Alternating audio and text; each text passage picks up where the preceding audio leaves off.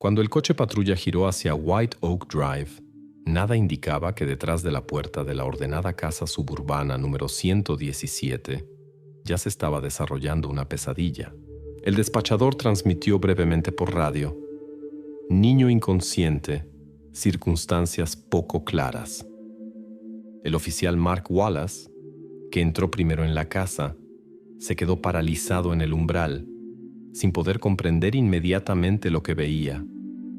Un niño de unos 6 años yacía en medio de la sala de estar, el rostro mortalmente pálido, los labios azules.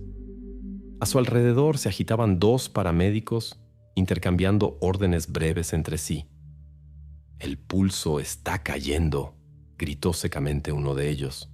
Un poco más lejos, como si hubiera salido de la realidad, estaba sentada una niña de 8 años, observando silenciosa e indiferentemente cómo intentaban devolver a la vida a su hermano. En el sofá, no lejos del niño, una mujer en ropa de casa repetía histéricamente: «Solo estaba jugando, no entiendo. Yo estaba arriba». Su voz temblaba, y era evidente que estaba al borde de un colapso nervioso. Un hombre, probablemente el padre, estaba parado en la esquina, con la mirada clavada en el suelo y revolviendo nerviosamente el teléfono entre sus dedos, como si tratara de recordar un número que debía marcar, aunque la ayuda ya había llegado. Mark Wallace dio algunos pasos hacia adelante, esquivando cuidadosamente los medicamentos esparcidos por el suelo, y notó pequeños detalles que contrastaban fuertemente con lo que estaba sucediendo. Juguetes dispersos por la sala de estar, una taza infantil con jugo en la mesa de centro, un televisor encendido sin sonido transmitiendo dibujos animados coloridos y alegres. El único objeto inmóvil en todo este caos seguía siendo la niña, sentada ordenadamente en una silla junto a la pared. Lily Greer, con medias blancas y vestido azul, como si estuviera esperando su turno en el médico o la maestra en una reunión de padres. Sus manos estaban perfectamente puestas sobre las rodillas, el cabello cuidadosamente peinado y la mirada dirigida hacia adelante, vacía e indiferente. Ni siquiera giró la cabeza cuando el oficial se acercó. No se sobresaltó cuando los paramédicos anunciaron en voz alta que el estado de su hermano se deterioraba bruscamente. «El latido del corazón está desapareciendo. Preparen el desfibrilador», gritó fuerte uno de los médicos. En ese momento, Lily inclinó ligeramente la cabeza, como si tratara de ver mejor el rostro de su hermano. Luego, regresó indiferentemente a su posición inicial. Parecía que para ella todo lo que estaba sucediendo no significaba absolutamente nada. Unas horas después, el oficial Wallace llenó el informe inicial, donde constató secamente: en la dirección 117 White Oak Drive fue encontrado Daniel Greer, 6 años, en estado crítico. Estuvieron presentes en el lugar los padres, James y Emily Greer, así como la hermana, Lily Greer, 8 años.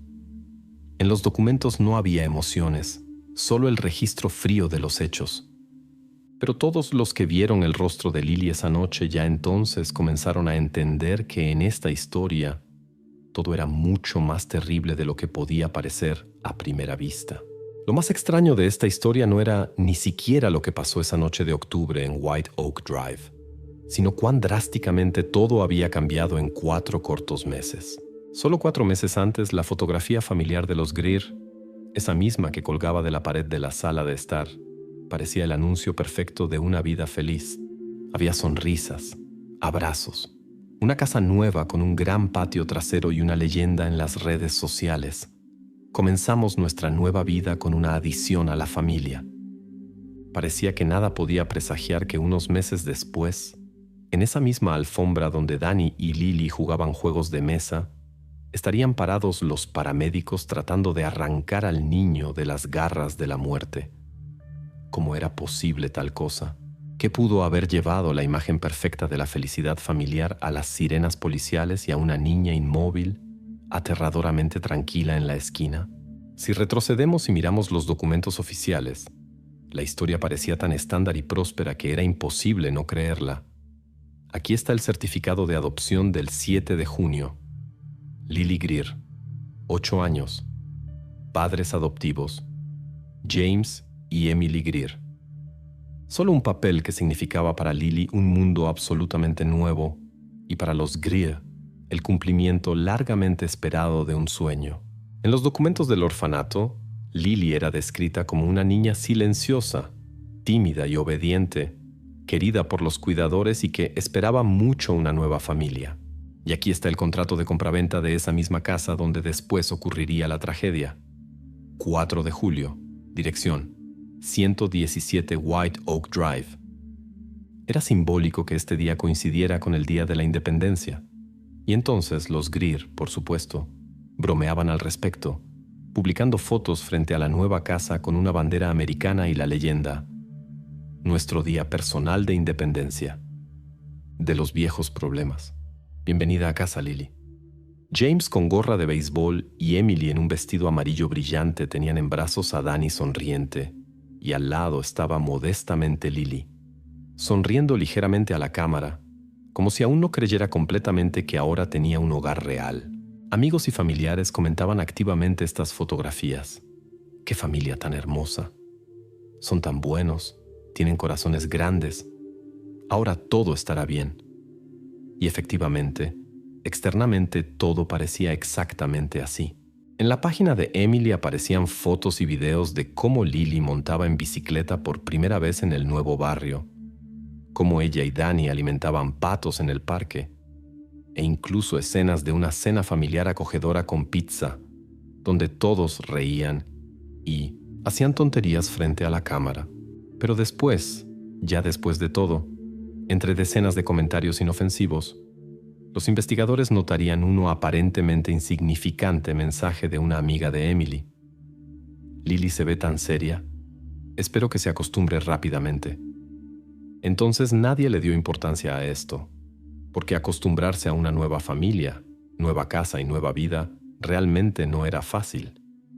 Especialmente si habías pasado toda tu vida en un orfanato. La cronología era simple y clara. La adopción había tenido lugar 4 meses antes, a principios de junio.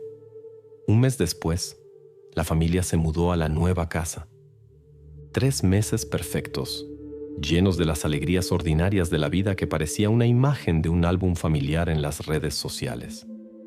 3 meses durante los cuales los vecinos vieron padres felices y niños jugando en el patio trasero. 3 meses en los que no había razón para pensar que detrás de la puerta de la acogedora casa número 117 ya había comenzado a madurar una tragedia. Y ahora esta imagen perfecta se había convertido en un enigma sombrío. ¿Qué estaba realmente sucediendo detrás de las puertas cerradas de los Greer todos estos meses? ¿Por qué la familia que tan alegremente había recibido a la niña del orfanato ahora estaba al borde de perder a su hijo menor?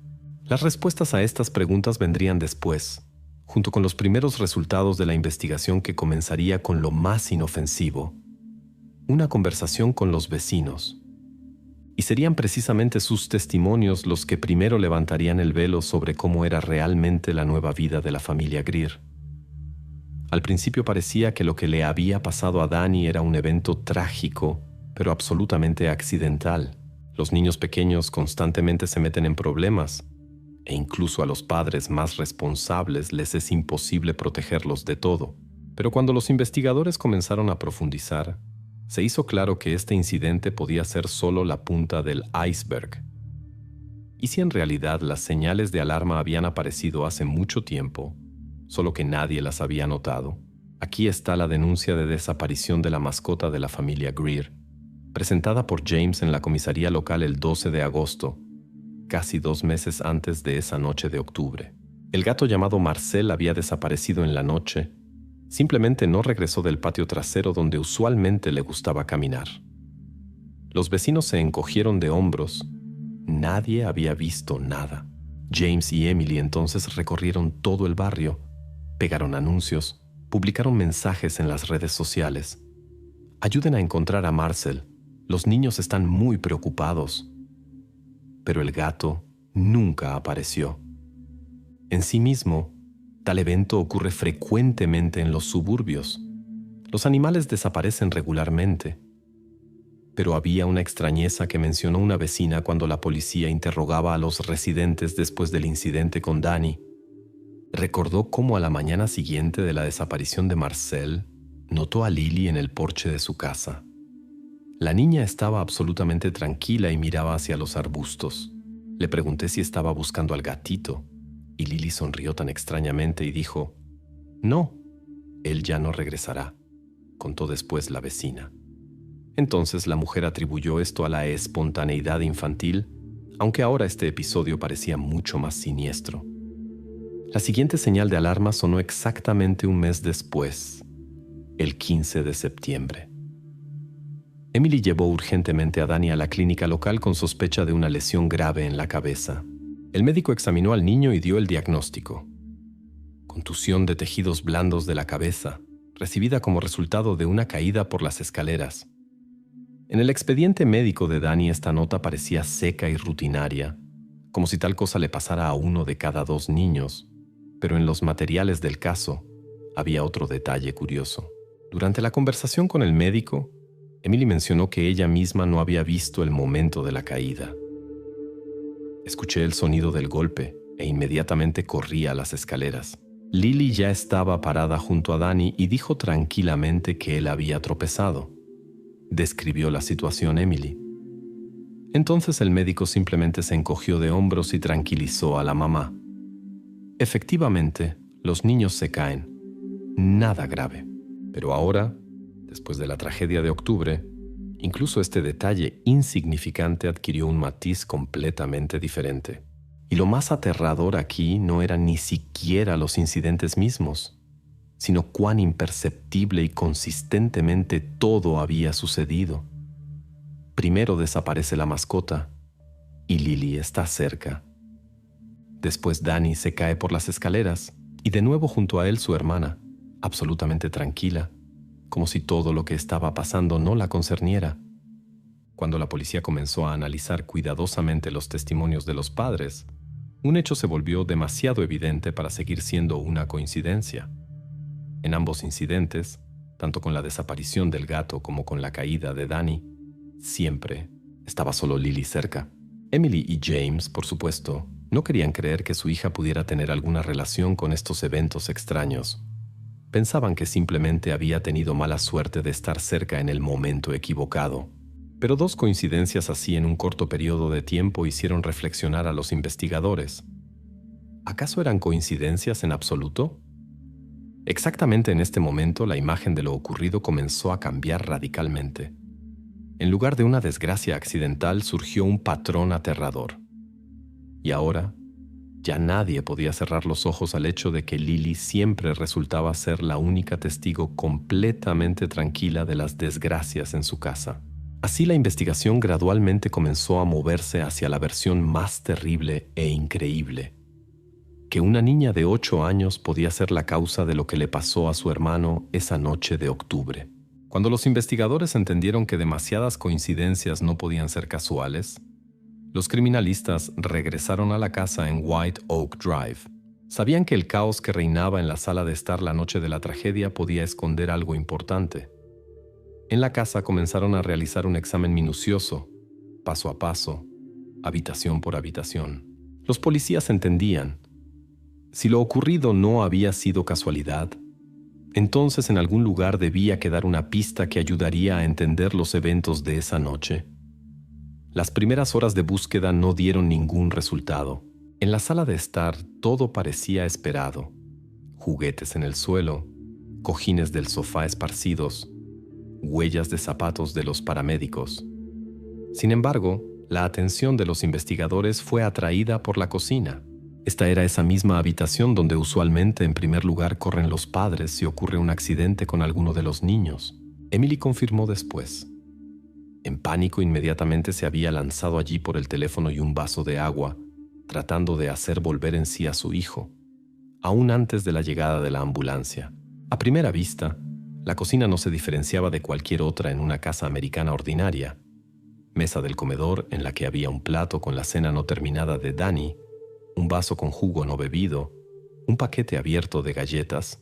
Pero esto es lo que interesó mucho más a los investigadores: varios cajones abiertos. Emily dijo que en pánico buscaba vendas y analgésicos, sin siquiera entender qué estaba pasando concretamente con su hijo. Esto sonaba bastante convincente, pero algo aún no encajaba. Continuando con el examen, los criminalistas pasaron al baño en el segundo piso. Exactamente allí apareció la primera pista material que cambió definitivamente la perspectiva sobre la situación. En el protocolo de examen del lugar del incidente apareció una observación seca, pero extremadamente importante. En el suelo del baño fue encontrado un envase vacío del medicamento Sedarex.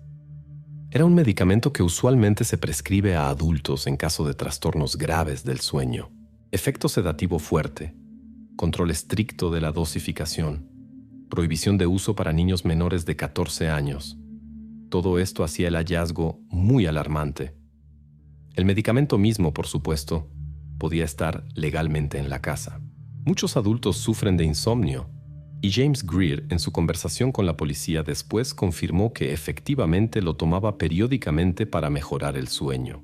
El problema estaba en otra parte. El envase había sido encontrado no en el botiquín e incluso no en el dormitorio de los padres, sino en el suelo del baño, prácticamente escondido detrás de la cesta de ropa sucia. ¿Por qué había terminado exactamente allí? Y lo principal, ¿por qué estaba completamente vacío? El examen de sangre de Danny dio la respuesta definitiva a esta pregunta. En su organismo fueron encontradas huellas precisamente de Sedarex, y la concentración era tan alta que el niño inmediatamente había necesitado ayuda de emergencia. Comer accidentalmente tal dosis de pastillas era prácticamente imposible, especialmente para un niño de 6 años, para quien alcanzar el botiquín en el estante alto habría sido difícil incluso con un taburete. Este detalle no era simplemente importante, se volvió decisivo. Los investigadores inmediatamente comenzaron a hacer nuevas preguntas a los padres. Emily y James negaban categóricamente haber dado el medicamento a Danny, mucho menos en tales enormes cantidades. Estaban en completa perplejidad, no entendiendo cómo esto pudo haber ocurrido. Pero a los investigadores les interesaba más otra cosa. ¿Quién más podía tener acceso al medicamento y por qué el envase vacío había terminado precisamente en el baño donde usualmente iban ambos niños? Exactamente entonces resurgió de nuevo la figura de Lily, esa misma niña silenciosa y tranquila que también esa noche permanecía como la única persona en la casa que no mostraba ni miedo ni pánico. Los investigadores entendían que Danny, de 6 años, no podía encontrar independientemente el medicamento y tomarlo en tal enorme dosis. Pero para una niña de 8 años esto era completamente posible. Ella fácilmente podía alcanzar el estante, abrir el envase y discretamente mezclar las pastillas en el jugo o la comida de su hermano. Ahora la investigación tenía que entender lo principal. ¿Había sido esto una acción intencional? ¿O Lily no entendía completamente las consecuencias de sus actos? Los siguientes pasos en la investigación estarían dedicados precisamente a ella. La niña silenciosa y tranquila con una mirada enigmática y alarmante que ya comenzaba a parecer a los investigadores no simplemente extraña, sino verdaderamente aterradora. Ahora los investigadores entendían que de la resolución de lo ocurrido los separaba solo un paso: averiguar cómo exactamente las pastillas de Sedarex habían llegado a las manos de Danny. Desde el principio los padres afirmaban que tal cosa era imposible, pero cuando los policías comenzaron a cotejar los testimonios de los miembros de la familia, inmediatamente se descubrieron extrañezas. En el primer interrogatorio, James Greer, el padre de familia, parecía a la vez perdido e irritado. Escuchen, todos los medicamentos en la casa siempre estuvieron cerrados con llave. Entendíamos perfectamente que con niños estas cosas no son bromas, declaró con seguridad. A la pregunta del investigador sobre dónde exactamente se guardaban los medicamentos, James respondió claramente: en un cajón cerrado en nuestro dormitorio.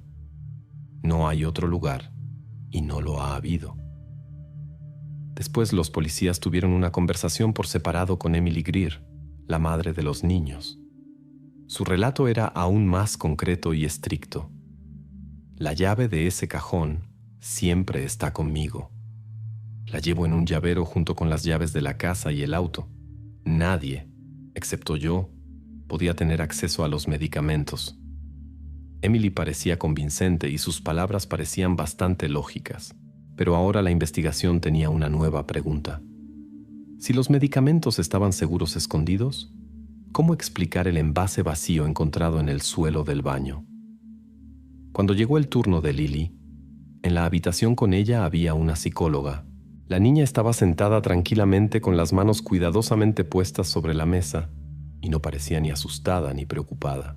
En algún momento el investigador preguntó cautelosamente: «Lily, ¿alguna vez has visto las pastillas que toma papá?» La niña movió tranquilamente la cabeza. «No, no sé dónde están las pastillas». Después siguió una pregunta importante.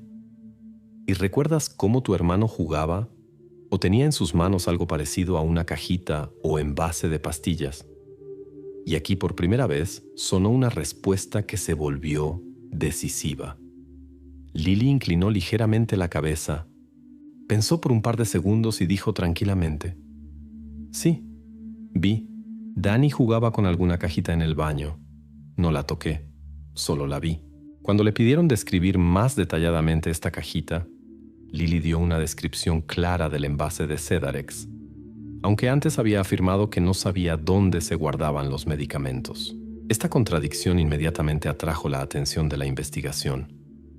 Resultaba que la niña, o no, se daba cuenta ella misma de lo que exactamente había contado, o simplemente se confundía en sus propios testimonios. Pero aún más importante era que las palabras de Lily claramente contradecían las declaraciones de los padres sobre la total inaccesibilidad de los medicamentos para los niños. Ahora a los policías les quedaba resolver una tarea difícil: entender quién de los tres estaba mintiendo. Si el padre y la madre estaban seguros de que el acceso a los medicamentos era imposible y la llave se encontraba exclusivamente con Emily, entonces, ¿cómo las pastillas habían terminado en las manos de Danny en el baño y aún a la vista de Lily? Estas preguntas no podían quedar sin respuesta. Y exactamente después de esta serie de interrogatorios, el estatus de Lily en los materiales del caso cambió. Ahora dejaba de ser simplemente un testigo casual. Oficialmente fue registrado. Lily Greer, 8 años, figura en el caso como testigo clave. Sus testimonios tienen contradicciones significativas con los testimonios de los padres respecto al acceso a los medicamentos. Este fue el primer paso serio hacia la respuesta a la pregunta principal que atormentaba a todos. ¿Podía la niña silenciosa y tranquila de 8 años realmente tener relación con la tragedia ocurrida en su familia? Exactamente desde este momento, toda la atención de la investigación se concentró en Lily. Sus acciones, palabras e incluso expresiones faciales ahora se analizaban literalmente bajo el microscopio, porque en ellas podía esconderse la clave para resolver esta historia alarmante. Los investigadores continuaron estudiando atentamente los detalles de lo ocurrido e inevitablemente regresaron a los extraños casos pasados que ahora parecían completamente diferentes. La pregunta ya no se planteaba simplemente sobre coincidencias, sino sobre cómo exactamente se comportaba Lily en esos momentos cuando la familia se enfrentaba a situaciones inesperadas y aterradoras. Uno de los episodios que describió detalladamente la madre de Lily, Emily, se volvió especialmente revelador. Recordando el día de la caída de Danny por las escaleras, le dijo al investigador: «Cuando escuché el ruido y corrí hacia las escaleras, la primera que vi fue a Lily. Estaba parada arriba. No gritaba, no lloraba, no trataba de pedir ayuda. Simplemente miraba hacia abajo, como si observara alguna escena de una película». La voz de Emily tembló cuando añadió: «Eso era tan antinatural que en ese momento ni siquiera pude darme cuenta inmediatamente de cuán extraño era». Aún más extraño parecía el comportamiento de la niña el día que desapareció la mascota de la familia, el gato Marcel. El padre, James, contó a la investigación: «Emily y yo estábamos muy molestos porque Marcel era parte de la familia. Danny lloró casi toda la noche. Le pregunté a Lily si había visto al gato y ella respondió tranquilamente: «Se escapó al bosque». En su voz no había ninguna preocupación, ningún pesar. Lo dijo como si se tratara de alguna nimiedad. E inmediatamente después de eso simplemente se dio vuelta y se fue a dibujar. Estos detalles, aparentemente insignificantes a primera vista, comenzaban a formar una imagen clara. Y esta imagen era muy alarmante. En todas las situaciones difíciles, cuando los demás miembros de la familia mostraban emociones, miedo, pánico, pena, Lily invariablemente permanecía completamente tranquila. Esto no solo llamaba la atención, era inquietante. Parecía como si para ella lo que estaba sucediendo en general no tuviera importancia, como si todos estos eventos pasaran de largo por ella. En los protocolos aparecieron nuevas anotaciones. Ausencia de reacción emocional a eventos traumáticos. Estas palabras sonaban formalmente, secamente, pero detrás de ellas se escondía un significado mucho más profundo y alarmante. Los investigadores entendían que el comportamiento de la niña salía muy lejos del marco de la contención infantil habitual o el retraimiento. Esto parecía como si Lily estuviera completamente privada de empatía, la capacidad de sentir el dolor ajeno, de compadecerse, de preocuparse por otros. Exactamente en este momento de la investigación surgió la necesidad de una expertise psicológica seria.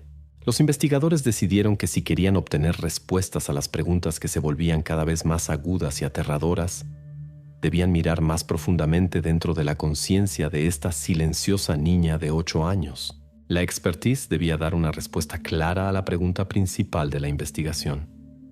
¿Era Lily simplemente retraída y emocionalmente cerrada? ¿O su indiferencia escondía algo más serio y aterrador? Y si era así, ¿qué exactamente estaba sucediendo en la cabeza de la niña que hasta hace poco todos consideraban como un niño ordinario y ahora percibían como la figura central de la extraña y alarmante historia de la familia Greer? Los investigadores ya no dudaban de que la tranquilidad de Lily no era simplemente una casualidad o una particularidad de carácter. Pero el principal descubrimiento fue el informe del trabajador social enviado a la familia Greer para observar la atmósfera en la casa después del incidente. El trabajador social, Elizabeth Parker, pasó varios días en la casa, tratando de entender cómo realmente se veía la vida de la familia. Elizabeth había visto muchas familias diferentes y niños diferentes, pero su informe comenzaba con una frase que atrajo la atención de absolutamente todos los que llevaban la investigación. El sujeto Lily Greer demuestra un comportamiento inusual que se manifiesta en la observación constante de los miembros de la familia, especialmente de los padres, con visión periférica. Al mismo tiempo, la niña se esfuerza por crear la impresión de estar sumergida en el juego, el dibujo o la lectura. Pero tan pronto como alguno de los adultos dirige hacia ella una mirada directa, Lily instantáneamente cambia la expresión de su rostro a neutral o tímida. Tuve la impresión de que ella observa atentamente a su entorno, sin desear ser notada. Tales conclusiones parecían aterradoras, especialmente considerando los testimonios previos de los padres y vecinos. ¿Qué se escondía detrás de este comportamiento? Porque usualmente los niños o son abiertos y espontáneos, o tímidos y retraídos, pero nunca construyen estrategias complejas de comportamiento y no controlan sus emociones con tal precisión y metodicidad. Elizabeth también notó un episodio especialmente alarmante. Una noche, cuando toda la familia estaba viendo televisión, observé a Lily sentándome un poco aparte. Ella jugaba con una muñeca, pero sus ojos constante e imperceptiblemente seguían a los padres. Cuando su padre se volteó bruscamente hacia ella, Lily literalmente en una fracción de segundo cambió su expresión concentrada y tensa por una absolutamente inocente, como una máscara, y sonrió a su padre. Esto se veía tan antinatural que me sentí incómoda. La niña exactamente entendía qué expresión facial sería apropiada en tal o cual situación, y usaba esto con facilidad. Exactamente esta frase en el informe cambió definitivamente la percepción de Lily. Se volvió evidente que su comportamiento no era espontáneo o casual. Por el contrario, era reflexivo, consciente y adaptativo. Ella conscientemente controlaba cómo la percibía su entorno, como si cada una de sus acciones fuera cuidadosamente calculada. Los investigadores y psicólogos ahora hablaban no simplemente de extrañezas en el comportamiento de una niña de 8 años, sino de un posible trastorno manipulativo de la personalidad. Esto era mucho más serio que simplemente retraimiento o ausencia de empatía. Lily, por toda apariencia, poseía la capacidad de evaluar precisa e infaliblemente el estado de ánimo y las reacciones de su entorno y adaptar su comportamiento de tal manera que nunca despertar sospechas. Ahora ya nadie dudaba de que esto no eran simplemente travesuras infantiles o coincidencias. Ante ellos no había un niño silencioso y tímido, sino una persona capaz de influir conscientemente en su entorno, ocultando hábilmente sus verdaderas intenciones. Y este descubrimiento conllevó el siguiente paso inevitable: un examen psicológico profundo de Lily, cuyos resultados podían dar la respuesta definitiva a la pregunta principal. ¿Quién era realmente esta niña que se había convertido en el centro de la enigmática y aterradora historia de la familia Greer? Los investigadores sabían que el examen psicológico podía arrojar luz sobre las extrañezas del comportamiento de Lily, pero necesitaban algo más concreto. Necesitaban evidencia real que pudiera confirmar sus sospechas más alarmantes. Exactamente por eso la policía decidió realizar una segunda búsqueda mucho más minuciosa de la casa. Y esta vez, la atención se concentró completamente en la habitación de la niña. A primera vista, la habitación de Lily no se diferenciaba en nada de los dormitorios de otros niños de su edad. Cama cuidadosamente hecha, pequeño escritorio con álbumes y lápices, estante con libros infantiles y juguetes. Pero ahora los investigadores sabían que debían buscar no en la superficie, sino más profundo, literalmente más profundo. Exactamente bajo una de las tablas del piso en el rincón lejano de la habitación, prácticamente oculta de miradas ajenas por una pequeña alfombra, la policía descubrió un escondite cuidadosamente arreglado. Este descubrimiento inmediatamente cambió la dirección de la investigación. Ahora sabían exactamente que Lily estaba ocultando algo, que tenía secretos que protegía cuidadosamente de todos, incluso de sus propios padres. En el escondite había solo unos pocos objetos, pero cada uno de ellos instantáneamente adquirió enorme importancia para la investigación. Lo primero que extrajeron de allí los criminalistas fue un collar con una pequeña campanilla plateada, ese mismo que una vez había pertenecido al gato desaparecido de la familia, Marcel. Este objeto ya por sí mismo causaba alarma, porque la niña afirmaba que el gato simplemente había huido. ¿Cómo había terminado el collar bajo su tabla del piso? El segundo objeto era una pequeña llave que a primera vista no representaba nada especial. Pero después, cuando los investigadores la compararon con la cerradura del botiquín donde se guardaban los medicamentos del padre, todo encajó. Era esa misma llave que, según las palabras de Emily, siempre estaba en su llavero.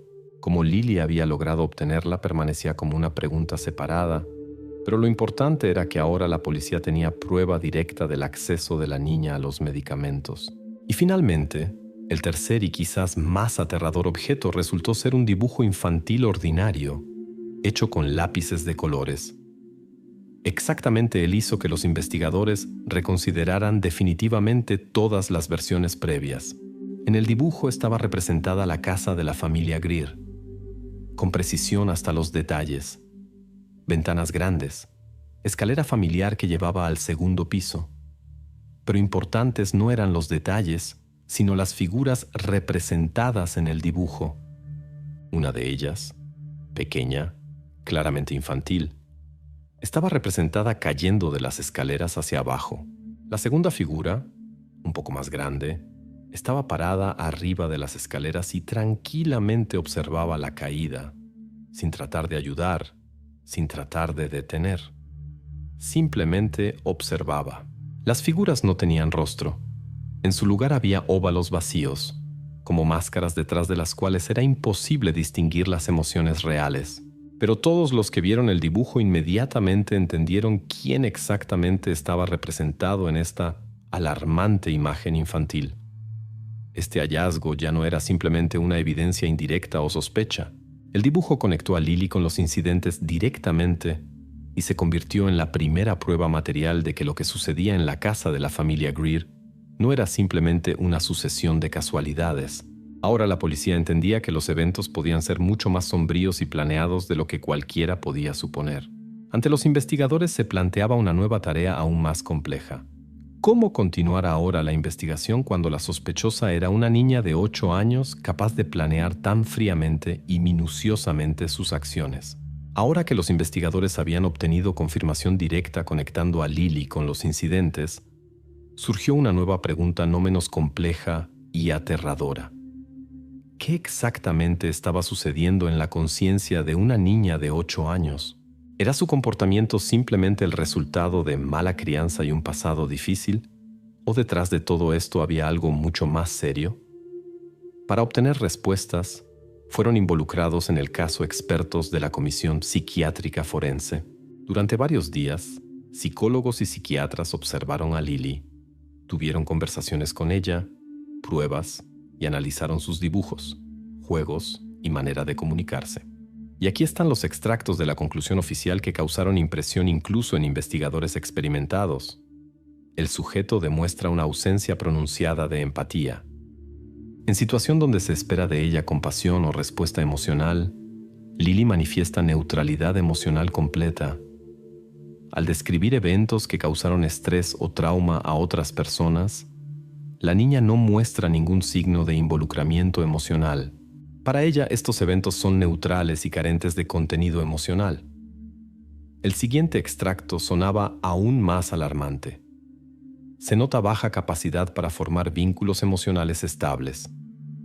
El sujeto fácilmente entra en contacto con su entorno, pero las relaciones permanecen superficiales. La interacción con otras personas frecuentemente se construye sobre base manipulativa. Lily usa comportamiento, mímica y gestos para lograr objetivos concretos y obtener el resultado deseado. Pero la parte más inesperada del informe concernía al nivel de planificación de acciones que absolutamente no correspondía a la edad de la niña.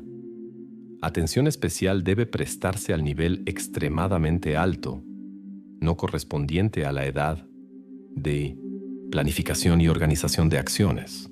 En el comportamiento cotidiano, el sujeto manifiesta reflexión y control propios de una edad mucho mayor.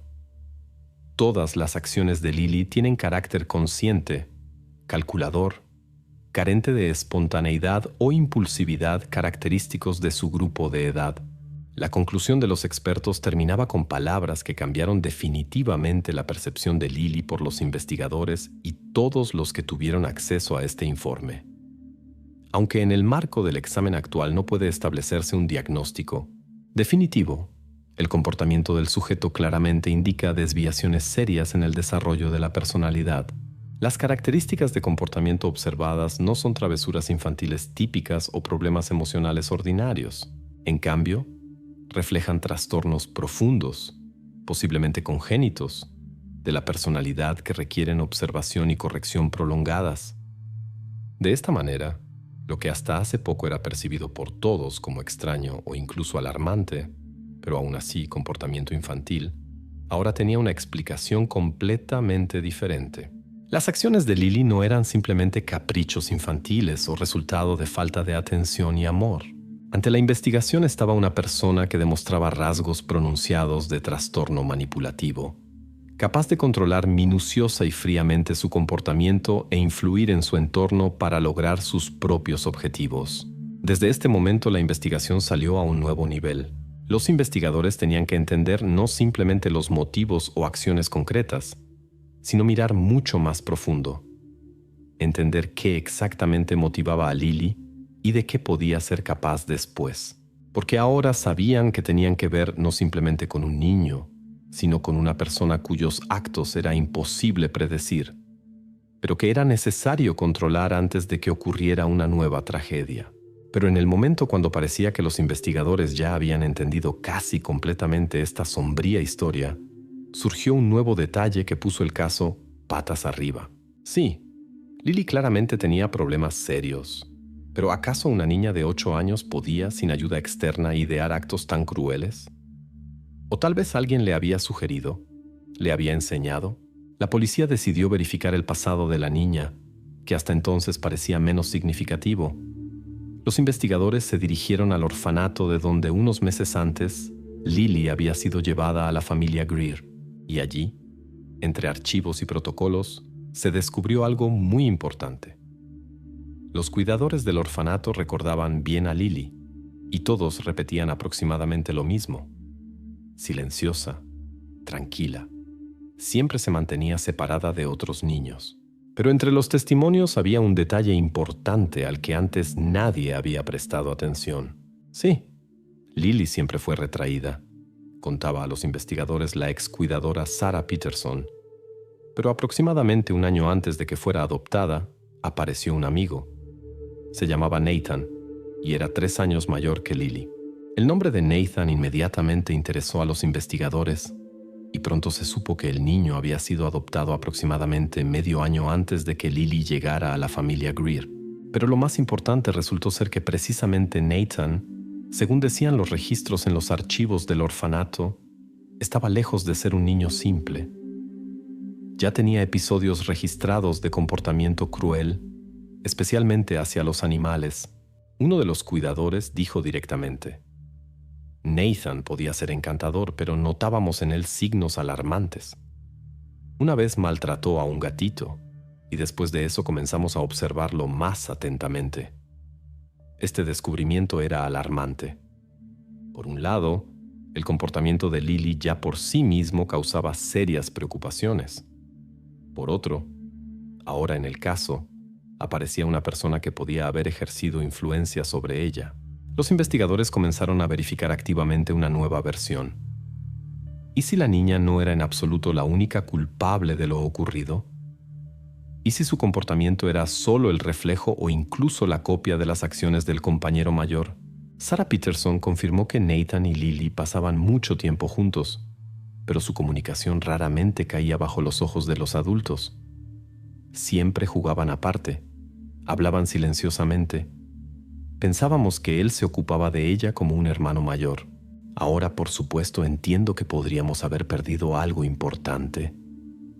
Ahora la investigación enfrentó un nuevo desafío: entender cuán profundamente la influencia de Nathan había penetrado en la conciencia de Lily. Tal vez la niña solo repetía detrás de él lo que había aprendido tras las puertas cerradas del orfanato, o ella misma decidió seguir este camino, y el conocimiento de Nathan solo la empujó hacia lo que ya estaba madurando en su conciencia.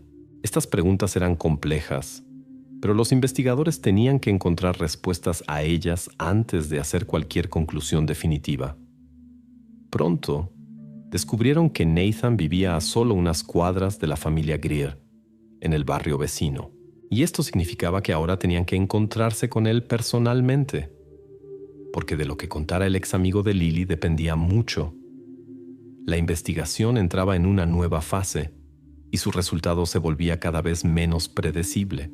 El encuentro con Nathan debía arrojar luz sobre muchos detalles, pero los investigadores ya entendían que el caso no era solo sobre él. Nathan podía ser un catalizador, pero los patrones de comportamiento de Lily se habían formado mucho antes, y la clave para entender sus actos estaba en su propio pasado, lo que sucedía mucho antes de que la niña llegara a la familia Greer. Cuando la investigación obtuvo acceso al expediente personal de Lily del orfanato, la imagen se volvió aún más sombría. En la superficie todo parecía bastante estándar. La característica usual escrita por los cuidadores sonaba así: silenciosa, retraída, no conflictiva. Y efectivamente, a primera vista, la niña no se distinguía en nada. Pero en los materiales del orfanato había algo más que hizo que la policía mirara más atentamente a su pasado. Periódicamente en el expediente personal de Lily aparecían cortos informes que en ese momento nadie tomaba en serio. Uno de los cuidadores reportaba: esta mañana se descubrió que varios niños tenían sus pertenencias personales dañadas, ropa desgarrada, juguetes rotos. No hay pruebas directas de la participación de Lily, pero la niña era la única que no mostró sorpresa o preocupación al discutir lo sucedido. El siguiente informe era aún más alarmante. Del rincón de la naturaleza desapareció un hámster. Los residentes estaban molestos. Ayudaban a buscar al animal. Lily no participó. Parecía indiferente. No se descubrieron pistas directas contra ella. Episodios similares se repetían varias veces. Pequeños incidentes, desapariciones menores, cosas rotas, y siempre Lily estaba en algún lugar cerca, pero de tal manera que nadie podía conectar esto inequívocamente con ella. Los cuidadores incluso tuvieron varias conversaciones con la niña, tratando de entender si no era víctima de acoso o conflicto con otros residentes. Sin embargo, Lily siempre respondía tranquila y brevemente: «No, todo está bien conmigo, ni miedo, ni preocupación. Solo voz pareja y mirada atenta, escrutadora». Estas conversaciones no dieron resultados, y finalmente los cuidadores decidieron que el problema estaba o en otros niños o en general en coincidencias casuales.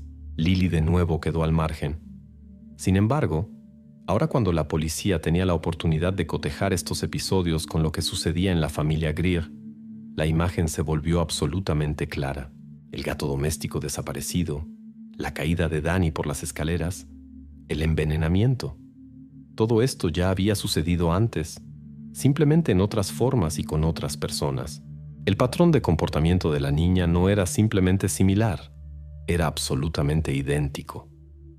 Lily, tanto en el orfanato como ahora en la nueva familia, siempre permanecía al margen, observando tranquilamente las consecuencias de sus acciones. No mostraba ni agresión ni pesar. No demostraba emociones que se esperaban de un niño en situaciones similares. Y lo principal, siempre permanecía inocente a los ojos de su entorno. Nunca había pruebas directas de su culpa, y exactamente esto hacía su comportamiento especialmente alarmante e impredecible. Ahora los investigadores sabían exactamente. El caso no era sobre la nueva casa, no sobre los nuevos padres e incluso no sobre la influencia de Nathan. La familia Greer era simplemente un nuevo ambiente en el que se manifestaron los viejos modelos de comportamiento de Lily, formados mucho antes de la adopción. La casa en White Oak Drive era solo el escenario para la continuación de esa historia cuyo comienzo se escondía en los silenciosos corredores del orfanato. Este descubrimiento complicó significativamente el caso, porque ahora los investigadores necesitaban entender cómo trabajar con una persona cuyo comportamiento se había formado mucho antes de que supieran siquiera de su existencia. Cómo proteger a su entorno y prevenir las posibles consecuencias de lo que ya había echado raíces profundas en la conciencia de Lily. La siguiente etapa de la investigación debía dar respuestas a estas preguntas y determinar qué pasos tomar para que la historia comenzada en el pasado lejano de la niña no llevara a nuevas tragedias en el futuro. Cuando los investigadores entendieron que el comportamiento de Lily no era simplemente una cadena de coincidencias, sino un modelo de comportamiento formado, decidieron actuar directamente. Era necesario ver cómo reaccionaría la niña si por primera vez se lanzaba un verdadero desafío a su tranquilidad, una confrontación directa con evidencia irrefutable. En la oficina de interrogatorios había silencio. De un lado de la mesa estaba sentada Lily, cuidadosamente vestida, con postura recta, las manos tranquilamente puestas sobre las rodillas. Frente a ella, la detective Catherine Miller, investigadora experimentada conocida por su enfoque duro pero efectivo. En la esquina estaba sentado silenciosamente un psicólogo, observando atentamente cada gesto de la niña. Catherine comenzó tranquilamente, pero directamente al grano.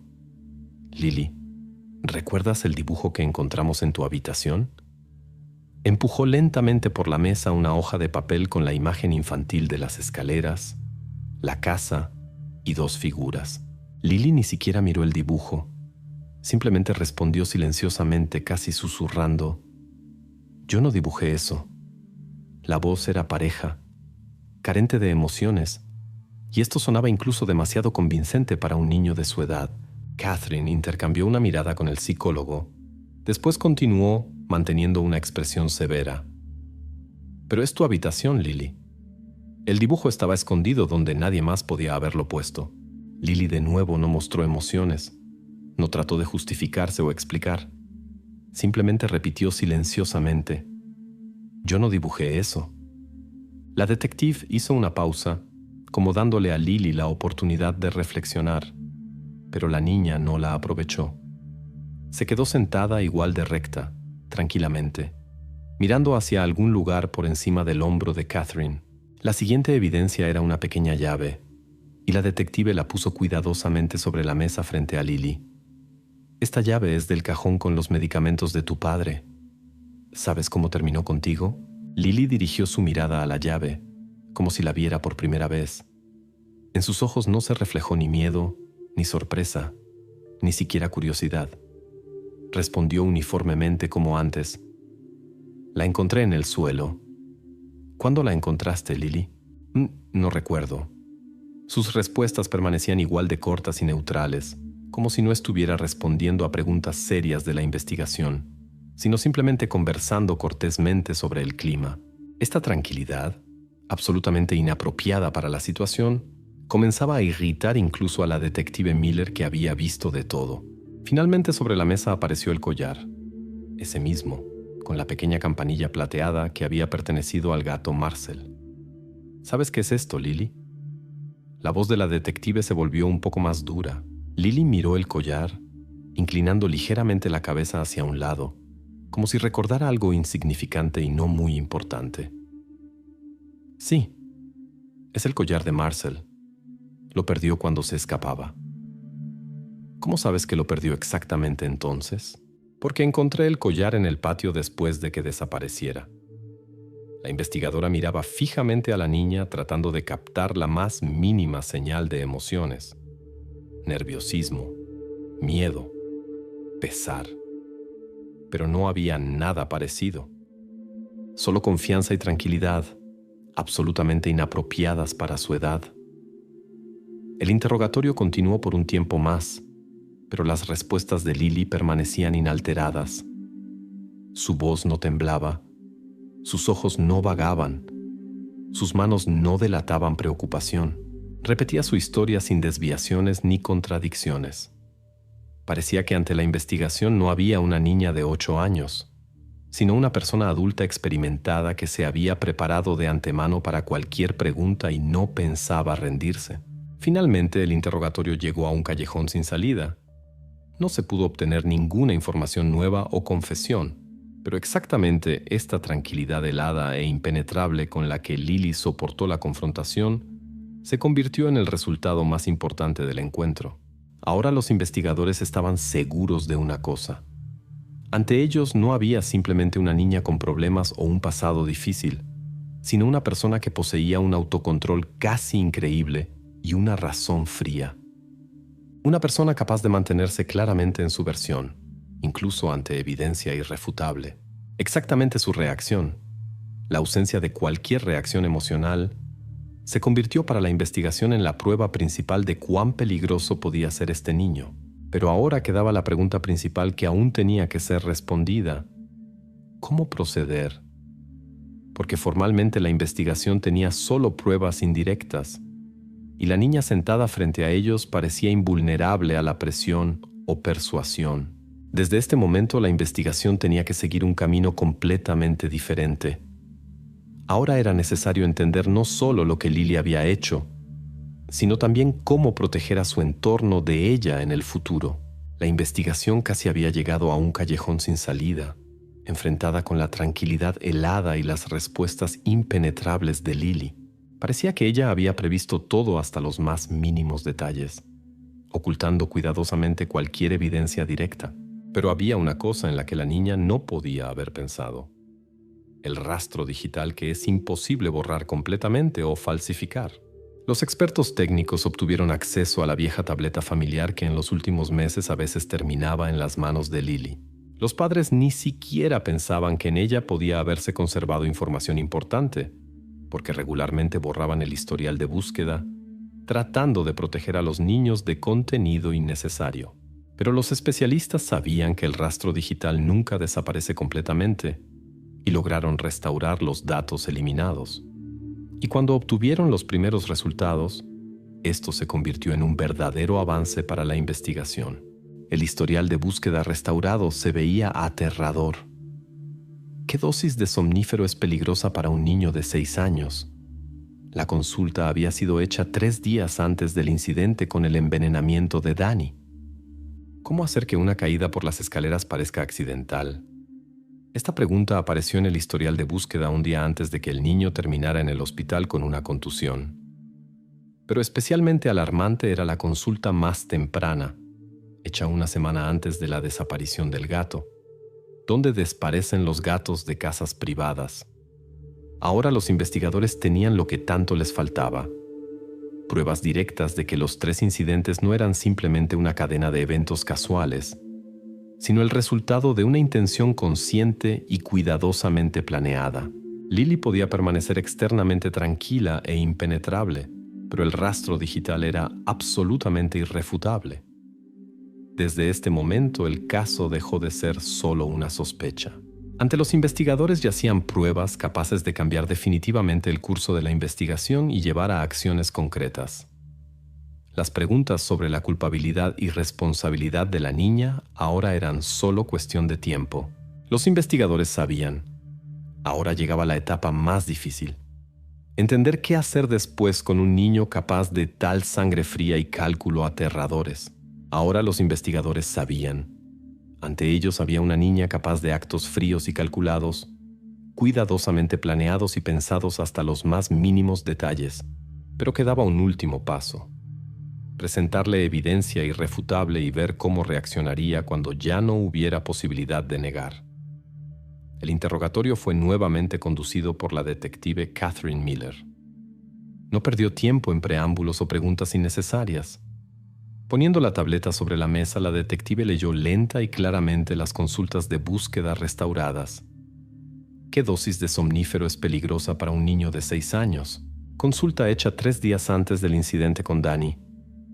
Lily, por primera vez en todos los interrogatorios, levantó los ojos y miró atentamente directamente a los ojos de la detective. ¿Cómo hacer que una caída por las escaleras parezca accidental? Esta consulta hecha un día antes de que tu hermano cayera. Se instaló silencio en la habitación, y por primera vez en toda la investigación ocurrió un cambio en el comportamiento de Lily. Ya no desviaba los ojos, no miraba hacia algún lado. Por el contrario, su mirada era directa, fría y completamente carente de emociones. La detective continuó. ¿Y la última consulta? ¿Dónde desaparecen los gatos de casas privadas? Esto fue una semana antes de la desaparición de Marcel. Se calló, observando atentamente la reacción de Lily. En la habitación reinó un silencio que nadie se atrevía a romper. La niña callaba por mucho tiempo. En el protocolo después se escribiría: el sujeto dejó de mirar hacia el lado. Estableció contacto visual directo con la investigadora. Mantuvo silencio durante 1 minuto 27 segundos. Casi 1 minuto y medio de silencio absoluto que parecía interminable. Finalmente Lily parpadeó lentamente, como si despertara de un largo sueño. En sus ojos no apareció miedo o pánico, solo una mirada fría y evaluadora dirigida directamente a la detective Miller. Después la niña dijo tranquilamente, casi con indiferencia: no voy a decir nada. Estas fueron las últimas palabras que la investigación escuchó de Lily. No hubo confesión, no hubo justificaciones. No hubo ni siquiera la más mínima pista de arrepentimiento. En cambio, su mirada permanecía igual de pareja, fría, como si estuviera completamente desconectada de todo lo que estaba sucediendo. Para la detective Miller y sus colegas, esta reacción no fue menos significativa que una confesión de culpabilidad. Exactamente en este momento se hizo definitivamente claro que la niña entendía perfectamente lo que exactamente había hecho, pero no experimentaba ni los más mínimos remordimientos de conciencia. Simplemente había tomado la decisión de no hablar, sabiendo que cualquiera de sus palabras sería inútil. El interrogatorio terminó. Lily se levantó silenciosamente y siguió tranquilamente al psicólogo que la sacó de la habitación. Nadie dudaba de que ante ellos había una persona capaz no solo de cometer los actos de los que se habían enterado, sino también de soportar completamente fríamente cualquier acusación y evidencia contra ella. El caso estaba listo para ser transferido al tribunal. Ahora el sistema judicial tenía que decidir qué hacer después con una niña de 8 años que en realidad resultó ser una personalidad mucho más compleja y aterradora de lo que cualquiera podía suponer. A los investigadores solo les quedaba esperar y confiar en que este fuera el último caso similar en su práctica, aunque entendían perfectamente que después de este caso nada sería igual. Ahora que toda la evidencia había sido recolectada, los investigadores pudieron reconstruir la imagen completa de lo que había estado sucediendo en la casa de los Greer todos estos meses. Cada uno de los episodios que parecía casualidad ahora se convertía en un elemento de una cadena de acciones cuidadosamente planeada. Todo comenzó con la desaparición del gato Marcel. En la noche, Lily lo llamó al patio trasero, como había hecho muchas veces antes, solo que esta vez el gato ya no regresó. Tranquilamente quitando el collar y escondiéndolo en el escondite bajo el piso en su habitación, la niña después dijo a los padres que el gato simplemente había huido al bosque. Nadie dudó de sus palabras. Unas semanas después ocurrió el segundo episodio. Lily se quedó silenciosamente parada arriba de las escaleras y tranquilamente esperó el momento cuando Danny pasaría cerca. Un movimiento cuidadoso, apenas perceptible, y su hermano terminó en el suelo con una contusión en la cabeza. Los padres y médicos atribuyeron todo a la descuido infantil habitual, y nuevamente las sospechas pasaron de largo por Lily. El siguiente paso fue aún más pensado. La niña cuidadosamente robó la llave del botiquín del llavero de la madre, haciéndolo tan imperceptiblemente que nadie sospechó nada. Mantuvo la llave con ella hasta el momento necesario, esperando pacientemente la ocasión adecuada. Antes del acto más serio, Lily usó la tableta familiar para averiguar qué dosis exactamente del medicamento podía ser peligrosa para su hermano. Ingresó varias consultas, asegurándose de la precisión de sus cálculos, y fríamente procedió a la realización de su plan. Esa noche fatídica, cuando la familia cenaba, Lily tranquila e imperceptiblemente añadió la cantidad necesaria de pastillas al jugo de Danny.